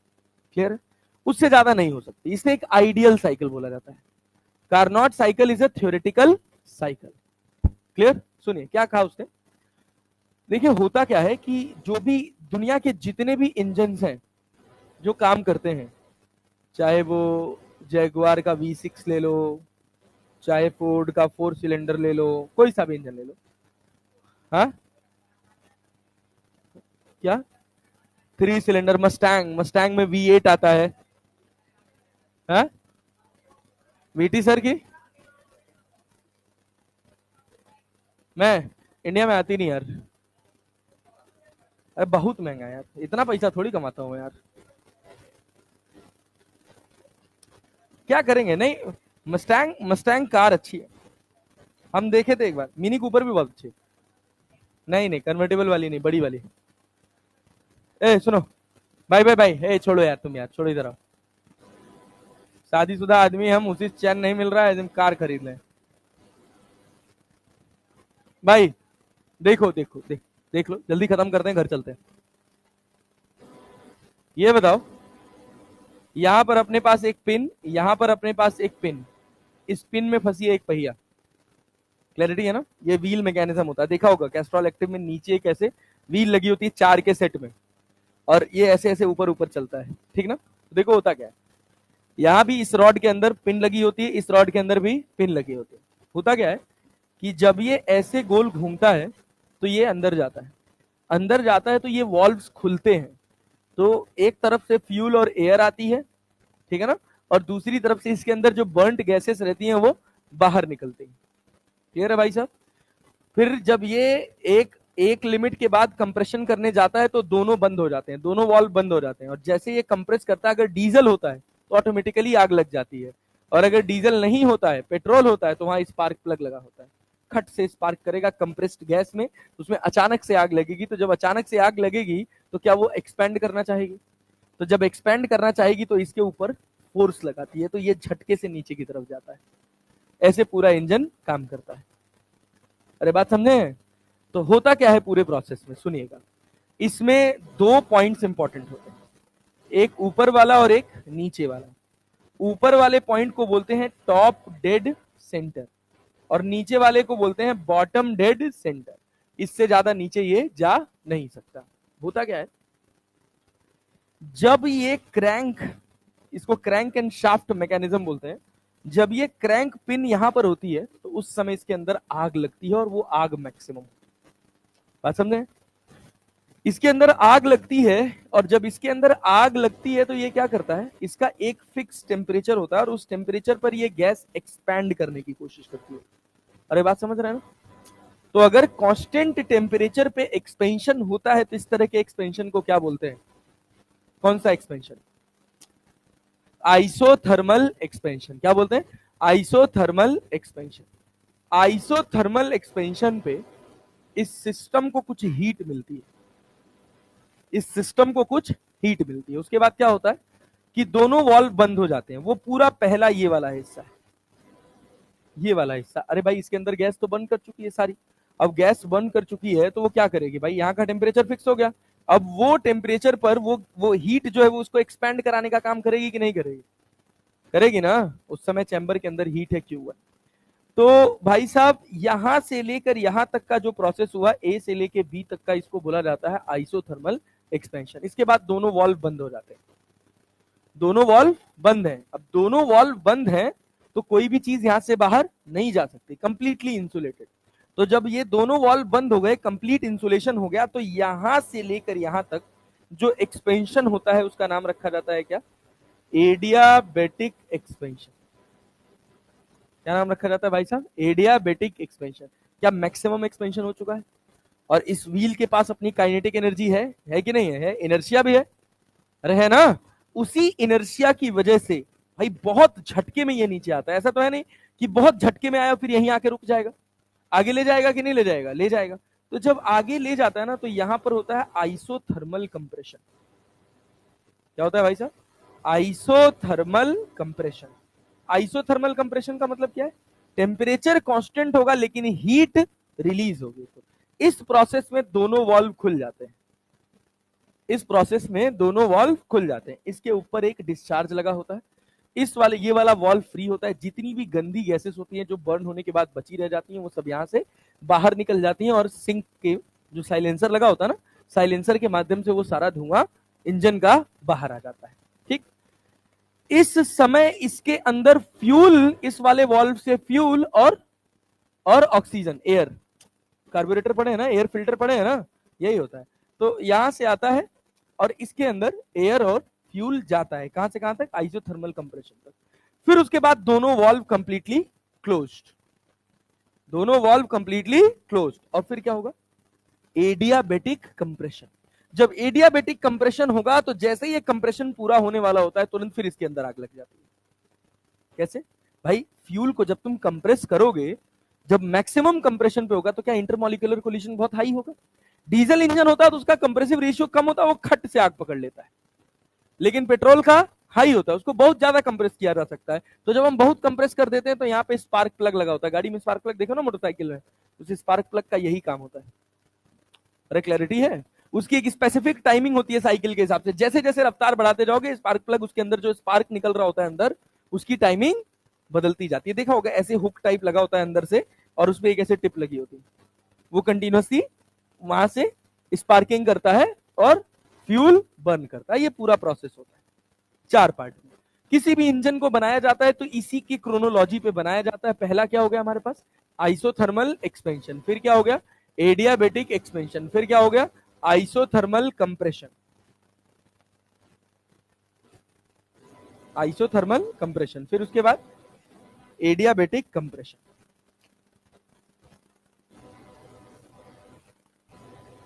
ये पूरा प्रोसेस, ए से बी, बी से सी, सी से डी। ए बी क्या है? ए बी क्या है भाई साहब? Isothermal expansion. ये तो बस ऐसे कहानी तुमको समझा दिया कि तुमको थोड़ा रिलेटेबल लगे। इस समय सिस्टम ने कुछ Q1 हीट ली, कुछ Q1 हीट ली। उसके बाद बी टू सी में क्या हुआ? Adiabatic expansion, adiabatic expansion. इसमें इंजन ने कुछ काम किया, डब्ल्यू एडियाबेटिक। किसमें भैया? एक्सपेंशन। किसमें? एक्सपेंशन। उसके बाद क्या भाई? यहां पे कुछ Q2 हीट निकली। अरे भाई कंप्रेशन हुआ तभी तो ये वॉल्व खुला था, तो यहां से हीट बाहर गई थी, कुछ Q2 हीट निकली। और फिर यहां से C2D को हम क्या लिखते हैं भाई? Isothermal, isothermal compression. फिर उसके बाद D2A में क्या हुआ? D2A में क्या हुआ? Adiabatic compression. अब कंप्रेशन अपने आप तो होगा नहीं, क्या कुछ वर्क करना पड़ेगा? अरे करना पड़ेगा ना। ए से लेके बी तक अगर आप ध्यान से देखिए तो आइसोथर्मल प्रोसेस है। तो यहां पे टेम्परेचर है T1। कितना टेम्परेचर है? T1। और C2D में कितना है? अरे है कि नहीं? अब सोचो अगर तुम बी टू सी का वर्क देखोगे तो NR T1 minus T2 upon gamma minus 1 है। अरे है कि नहीं है? NR T1 minus T2 upon gamma minus 1। अच्छा यहां देखोगे तो NR T2 minus T1 upon gamma minus 1, जोड़ोगे तो network done, network done 0। Adiabatic expansion में जितना काम होता है, यहां जितना काम होता है पॉजिटिव, यहां उतना ही नेगेटिव। तो इसमें कोई, एडियाबेटिक एक्सपेंशन में कोई एक्स्ट्रा वर्क हमको नहीं मिलता है। वर्क कहां मिलेगा? आइसोथर्मल में। मिली हीट कितनी? Q1, हमने रिलीज कितनी करी? Q2। कौन ज्यादा? Q1 ज्यादा, Q2 कम। साइलेंसर के पीछे बहुत कम हीट आती है यार, जितना तुम्हारा इंजन छू के देख लेना कभी, चलता इंजन एक बार टच करके छू के जल जाता है। ओ, अरे क्लैरिटी है भाई। यहाँ पे Q1 और यहाँ पे क्या भाई साहब? Q2। यहाँ टेम्परेचर T1, यहाँ टेम्परेचर T2। अरे यहाँ तक कहानी क्लियर है? जितना वर्क एडियाबेटिक एक्सपेंशन में होगा एक कारनॉट साइकिल में, क्या बोलो भैया, जितना वर्क एडियाबेटिक एक्सपेंशन में होगा इन अ कारनॉट साइकिल, क्या उतना ही वर्क एडियाबेटिक कंप्रेशन में होगा? नेटवर्क डन कितना हो जाएगा? 0। नेटवर्क डन कितना? 0। अच्छा सोचो, आइसोथर्मल प्रोसेस का जो वर्क होता है वो क्या होता है? nRT1, nRT1 natural log V2 upon V1। लिख सकते हैं क्या? तो जो ये वर्क होता है आइसोथर्मल प्रोसेस में, वही तो हीट सप्लाइड है। ये क्या हो गया? Q1। क्या हो गया भाई साहब? Q1।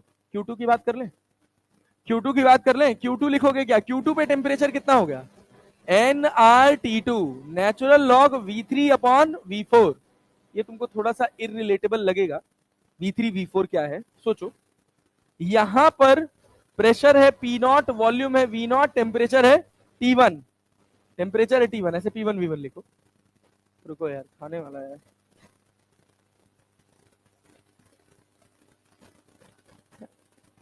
हाँ भाई सुनो, इधर देखो भैया, यहां पर ध्यान देना, क्या मैं ऐसे लिख सकता हूं P1 V1 T1 लिख सकता हूं, और B पे क्या लिख सकता हूं? P2 V2 T1। ए से बी तक कैसा प्रोसेस है? आइसोथर्मल है ना। सी पे अपन लिख सकते हैं P3 V3 T2, और डी पे क्या लिख सकते हैं? P4 V4 T2। Temperature change नहीं हुआ ना? हुआ? नहीं हुआ। तो तुम ये सब बकवा बात, तुम ये छोड़ो, आसान बता देता हूं। ये बताओ, क्या सिस्टम ने कितनी हीट ली, ये इस बात पे डिपेंड करेगा कि इंजन का टेम्परेचर कितना है? अरे है ना। कितना हीट आप दे पाओगे ये इस बात पर निर्भर करेगा कि सिंक का टेम्परेचर कितना है। अरे बात समझे ना? पक्का ना जी? नहीं रिलेट नहीं कर पाए? अब मान लीजिए, सोचिए धरती मैया का टेम्परेचर है 40 डिग्री सेल्सियस। कितना है? 40 डिग्री सेल्सियस। क्लियर है? तो अगर आप हीट सप्लाई देंगे तो धरती मैया का एक्सेप्टेंस लेवल कितना, कितने पे सेट है? 40 पे। यही स्विट्जरलैंड चले जाओगे तो वहां जल्दी, वहां ज्यादा ज्यादा ज्यादा ज्यादा हीट एब्जॉर्ब हो जाएगी ना, क्योंकि वहां तो माइनस में टेम्परेचर है। अरे है ना? हाँ क्या कह रहे? अरे हम यहाँ की बात कर रहे हैं, अपने यहाँ का, अपने यहाँ का। अब तो यहाँ का भी टेम्परेचर कम हो गया है, पूरा धरती नहीं, भारत की बात करो। गर्मी पड़ता है, पटना में तो फिर भी कम पड़ता है गर्मी, नहीं इस बार तो बवाल गर्मी पड़ी है भाई। छुट्टी हुआ नहीं, अब तक हम 12वीं क्लास पढ़ रहे होते। और दो और चीज गड़बड़ हुआ, जो छुट्टी हुआ वो तो ठीक था, चलो कोई बात नहीं। एक तो सैटरडे पता नहीं कौन सा, जैसे कॉर्पोरेट चल रहा है, केवल हफ्ते में 5 दिन काम होगा। हाँ हाँ काइंड ऑफ, ये वो वाले ना बैंगलोर वाले, वहां यही चलता है 5 दिन। Saturday Sunday will go for party. मेरा बच्चा पढ़ने नहीं जाएगा, पढ़ लिख के कोई राजा थोड़ी हुआ है। चल भाई, ये दो बातें हो गई। Q1 is directly proportional to T1 and Q2 is directly proportional to T2। तो Q1 अपॉन Q2 बराबर क्या लिखोगे नेता? Q1 अपॉन Q2 बराबर क्या लिखोगे? T1 upon T2। इसी कारनॉट साइकिल ने क्या बताया? कारनॉट साइकिल ने कहा कि अगर मान लो मैं तुमसे कहूं कि यहाँ पे टेम्परेचर है 600 केल्विन। कितना भाई साहब? 600 केल्विन। ये तुम्हारे पास एक हीट इंजन है, और यहां का टेम्परेचर है, मान लो हमने कह दिया 300 केल्विन। कितना भाई साहब? 300 केल्विन। हम तुमसे कह रहे हैं इस हीट इंजन ने यहां से Q1 हीट लिया और यहां Q2 हीट दिया, तो जो वर्क किया वो किसके बराबर है? Q1 minus Q2। तो जो एफिशिएंसी होगा वो होगा work done upon heat absorb. कितना हीट लिया तो वर्क डन कितना है? Q1 minus Q2 upon Q1। और हीट क्या डायरेक्टली प्रोपोर्शनल टेम्परेचर के है, तो हम क्या लिख सकते हैं? T1 minus T2 upon T1। इसी को बोलते हैं एफिशिएंसी। क्या बोलते हैं भैया? एफिशिएंसी। अब सोचो T1 कितना है जी? T1 कितना है 600 और T2 कितना है 300, तो एफिशिएंसी बताओ कितना आएगा? तो 300 एफिशिएंसी बताओ कितना आएगा? 600 में से 300 जाएगा तो क्या 300 हो जाएगा और डिवाइडेड बाई 600 ना। अरे भाई क्या भाई, ये 1/2 हुआ ना। अगर परसेंटेज में देखोगे तो कितना परसेंट? 50% ना। इस पर पता है कार्नोट ने क्या कमेंट किया? वो कमेंट इंपॉर्टेंट है, ये तो जो पढ़े हो तो ठीक है, ये तो गणित हो गया। कार्नोट ने कहा कि दुनिया में तुम कोई सा भी ऐसा हीट इंजन नहीं बना सकते जो किसके किसके बीच में ऑपरेट करे, 600 केल्विन और 300 केल्विन के बीच में, और उसकी एफिशिएंसी 50% से ज्यादा हो जाए। अरे बात समझे कि नहीं? तो Carnot cycle is a theoretical cycle that put a reference कि भैया ये है तुम्हारी तुम्हारी लिमिट जो तुमको अचीव करनी है। बात समझे ना? क्योंकि यहां क्या हुआ, तुमने हीट कितना लिया Q1 दिया कितना, डिफरेंस किस में कन्वर्ट हो गया? वर्क में। होगा? संभव है? सोचो, संभव है? कुछ हीट तो जो पिस्टन चल रहा है वही खा जाएगा। गर्म हो रहा है कि नहीं हो रहा है? पूरी पूरी बॉडी में वाइब्रेशन आ रहा है कि नहीं आ रहा है? आ रहा है ना। तो सोचो अचीवेबल है? नहीं। तो आइडियल साइकिल कहा गया, इसी वजह से कार्नोट साइकिल को एक थ्योरेटिकल आइडियल साइकिल कहा गया, जो क्या करती है, एक स्पेसिफिक सोर्स और सिंक के बीच में बता देती है कि this is the maximum possible efficiency that you can achieve. वो हमारा स्टैंडर्ड है। जैसे कह दिया कि दुनिया का कोई ऐसा हीट इंजन नहीं बना हुआ है जो 600 केल्विन से 300 केल्विन के बीच में ऑपरेट करे। सोर्स टेम्परेचर कितना 600, सिंक टेम्परेचर कितना 300, और उसकी एफिशिएंसी 50% से ज्यादा हो सके। अरे बात समझे हैं? तो स्टैंडर्ड क्या हो गया 50%। स्टैंडर्ड क्या हो गया 50%। क्लैरिटी है? अब तुम इस 50% में 10%, 12%, 18%, 20% जो अचीव कर लेगा। हाँ, कहां तक हुआ है? 37%, 37.77। हाँ, किसका? पेट्रोल का, पेट्रोल इंजन का। हाँ, रोल्स रॉयस नहीं यार, इंजन आता है, अलग अलग इंजन आता है। क्या चीज? मेरी निवास का वो बहुत ज्यादा वो कितना एवरेज देती है यार, वो 11-12 का तो एवरेज देती है। और क्या, बैठ गधेड़े, सीएनजी लगवा रखी होगी तूने। अरे वो तो मैं भी तुझे डिस्प्ले पे दिखा दूंगा। 27 का एवरेज इस समय पटना में तो जब से आई है तब से मुझे लगता है कभी 10 के ऊपर गई ही नहीं है। हाँ? रोड भी बढ़िया नहीं, हम चलाते भी बढ़िया है। हाँ, क्या चीज? हाँ, क्या चीज? नहीं देखो, तीन तरह, गैस से मतलब ही नहीं है। सुनो सुनो सुनो सुनो, गैस से मतलब ही नहीं है। इंजन, किस इंजन से मतलब होता है? इंजन अभी तक तीन ही तरह के हैं। अब तो बहुत मॉडर्न टेक्नोलॉजी आ गई है, ये सब तो बहुत पुरानी बातें हैं यार। तीन तरह के इंजन थे, एक था डीजल, एक था पेट्रोल, और एक था ऑटो साइकिल। ऑटो साइकिल जो कॉमन होता था, जिसमें डीजल पेट्रोल दोनों चल जाता था। क्लियर है? तो ये जो पूरी कार्नोट साइकिल की कहानी है, ये बेसिकली किसके लिए है? उस इंजन के लिए जो इस बीच में ऑपरेट करता हो। हाइड्रोजन सेल वाले इंजन इस बीच में थोड़ी ऑपरेट करते हैं। क्लैरिटी है ना? जो isothermal expansion, adiabatic expansion, isothermal compression और एडियाबेटिक कंप्रेशन के बीच में ऑपरेट करता है, उसके लिए कहानी है। यहां कहा गया कि भैया कार्नोट साइकिल का 3 एप्लीकेशन है। कौन कौन सा? हीट इंजन, हीट पंप, और क्या? रेफ्रिजरेटर। बात समझे है ना? अब इसके बाद अब कुछ आप बनाएंगे तो वो कार्नोट के रीजन से बाहर जाएगा। अब ऐसे तो आप इलेक्ट्रिक कार्स ले लीजिए, उनकी एफिशिएंसी तो बहुत अच्छी है। क्लैरिटी है ना? हाँ, हाँ, हाँ, गैसोलीन फ्यूल्स भरे जाते हैं उसमें, उनकी भी एफिशिएंसी उसी में जो मैक्सिमम पॉसिबल एफिशिएंसी अचीवेबल है, उसी में 37% गैसोलीन और हाइड्रोजन भरे जाते हैं। ठीक है ना यार, वो छोड़ो, तुम यहाँ सवाल पे आओ यार, बाद में पीएचडी करेंगे अपन दोनों मिलके। ये छोड़ो, सुनो भाई सुनो, ये थी हमारे पास पूरी कार्नोट साइकिल। कार्नोट साइकिल में दो कैटेगरी है, एक है आपके पास हीट इंजन और दूसरा है रेफ्रिजरेटर। हीट इंजन और क्या भैया? रेफ्रिजरेटर। रेफ्रिजरेटर समझते हो? घर का फ्रिज। हीट इंजन में ये एक आपके पास सोर्स होता है जिसको बोलते हैं T1। यहां पर आपके पास हीट इंजन है और यहां पर आपके पास सिंक। ये बताइए यहां पर इसने काम कितना किया? W बराबर, W बराबर कितना? अरे T1 माइनस T2 नहीं दादा, T1 माइनस T2 मत लिख देना प्लीज। यहाँ Q1 यहाँ Q2, तो W बराबर कितना? Q1 minus Q2। ये रेशियो था तब आप लिख पाए ऐसा। सर Q1 माइनस Q2 की जगह T1 माइनस T2 लिखे तो वर्क बराबर T1 माइनस T2। अबे टेम्परेचर डिफरेंस और वर्क में अंतर होता है, ठीक है ना नेता? हाँ।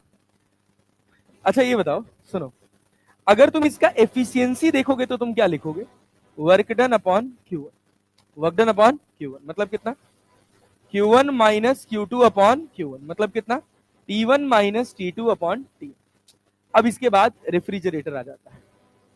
क्या रहता है भाई साहब? रेफ्रिजरेटर। अच्छा क्या हम ये लिख सकते हैं Q1 अपॉन Q2 बराबर T1 अपॉन T2? अरे लिख सकते हैं ना। रेफ्रिजरेटर में ये आपके पास सोर्स हो गया, इसका टेम्परेचर हो गया T1 और ये आपके पास रेफ्रिजरेटर हो गया और यहाँ आपके पास सिंक हो गया। बात समझे? कार्नोट ने ये जो पूरा साइकिल बनाया था ना, ये इन्हीं दोनों को जोड़ के बनाया था, आइडियल साइकिल बनाया था एक, जिसकी एफिशिएंसी उसने कहा था 100%। मैं बताता हूँ अभी क्या किया था। तो ये अपने पास क्या है? रेफ्रिजरेटर। अब रेफ्रिजरेटर का काम क्या है कि यहां से Q2 हीट निकालना और यहाँ Q1 हीट देना। अपने आप कर पाएगा क्योंकि source temperature is greater than sink temperature. क्या जमीन से पानी अपने आप ऊपर चढ़ सकता है? नहीं, कुछ ना कुछ तो वर्क करना पड़ेगा। वो वर्क यहां से आया W। अरे क्लियर है? तो ये देखो W बराबर क्या? Q1 माइनस Q2 की Q2 माइनस Q1? सोच के। अरे यहां से W आ रहा है, यहां से Q2 आ रहा है, तभी तो Q1 गया। तो W प्लस Q2 बराबर कितना? Q1 है ना। तो W बराबर Q1 माइनस Q2। उसने कहा एक काम करो, यहां सिंक ले लो, इसका टेम्परेचर क्या मान लो? T2। यहां सिंक ले लो, इसका भी टेम्परेचर कितना है? T2। ये सोर्स है, इसका टेम्परेचर T1।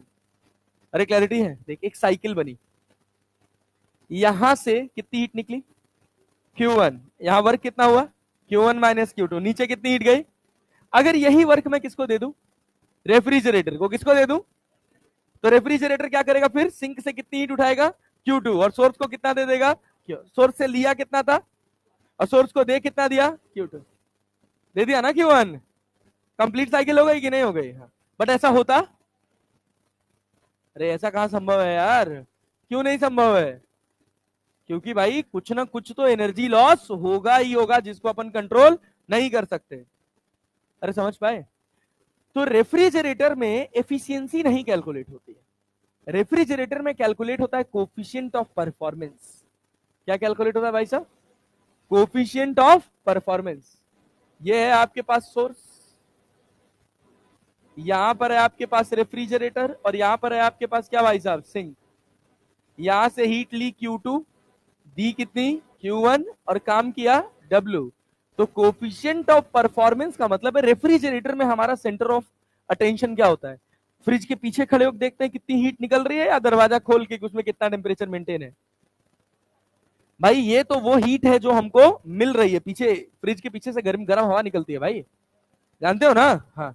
तो हम क्या देखते हैं? पीछे से कितना गर्म हवा आ रहा है, अंदर कितना ठंडा है, मतलब कितनी Q2 हीट वो एक्सट्रैक्ट कर रहा है। तो कोफिशिएंट ऑफ परफॉर्मेंस लिखा जाता है Q2 अपॉन W। क्या लिखा जाएगा भाई? Q2 upon W। तो Q2 अपॉन W की जगह क्या लिखा जाएगा? Q1 minus Q2। मतलब T2 अपॉन क्या? T1 minus T2। अरे समझे कि नहीं? ये हो गया कोफिशिएंट ऑफ परफॉर्मेंस। अरे क्लैरिटी है? इसी में इसी का जस्ट एक रेप्लिका होता है, उसका नाम होता है हीट पंप।